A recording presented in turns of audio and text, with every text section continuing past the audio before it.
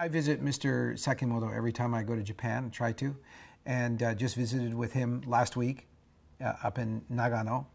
And I had a very atypical apprenticeship. You know, people think of an apprenticeship of something Japanese nature, they're thinking, you know, wax on, wax off, right? They're thinking about, you know, showing up early in the morning and sitting on the doorstep and being told no 100 times, but, you know, faithfully sitting through it all and, you know, demonstrating their determination and their passion and, you know, finally being accepted and then going through all sorts of rigmarole and rituals which don't seem to make sense at the time. And then one day suddenly the light bulb clicks on and you're blocking punches because you've done wax on, wax off. That's kind of what most North Americans think of when they think of an apprenticeship to Japan. I'm very fortunate. Mine was very atypical. Mr. Sakemoto was more like a coach to me than he was an instructor.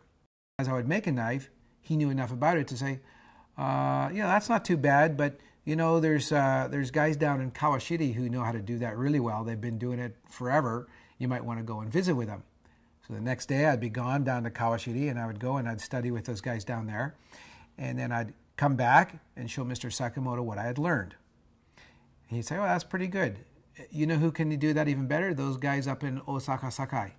I said, oh, really? And then, you know, before you knew it, I was up in Osaka, Sakai and learning up there. I'd come back, jump in Mr. Sakemoto's forge, you know, hammer out something, applying the skills that I had learned in Sakai, showing Mr. Sakemoto, and he'd say, oh yeah, you learned a lot.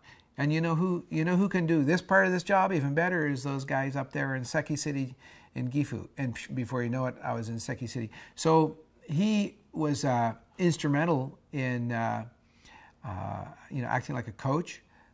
The advantage of having a coach rather than a teacher was that I was able to travel all over Japan, see how all these different people made knives, and then cherry pick the best techniques that they're all using. Techniques that are universally agreed upon by Japanese bladesmiths as being the best. You know, using the best steel to start off with, like Hitachi white steel #1. Using the best fuel source, which is coke or pine charcoal, to heat the steel with to forge it. You know, using the best annealing techniques, using rice straw ashes to anneal the blades after they're forged. Using the best grinding techniques, which is instead of using a big hydraulic or a wheel press to punch the blades out, but you know, instead cutting them out by hand or grinding them. And then probably most importantly, instead of using quick and efficient ways to heat the blades in order to quench them, to harden them, such as a molten lead bath or an electric kiln or a gas oven. You know, the best way universally agreed upon is heat treating them in pine charcoal. And then, you know, rather than putting them in an automated grinding machine, grinding them all by hand. You know, these techniques are universally agreed upon by Japanese bladesmiths as being the best way to make knives, but a lot of them say, yeah, but it takes too much time to do that, and, you know, we don't notice much difference if we heat treat them in a lead bath, and the customer doesn't seem to mind, you see. So there's a corner that's been cut that didn't need to be. And so by having a coach like Mr. Sakemoto, I was able to cherry pick all these finest techniques and then bring them all home and then use all those techniques in, you know, the forge at Mr. Sakemoto's and then get feedback from him as to the degree of my success.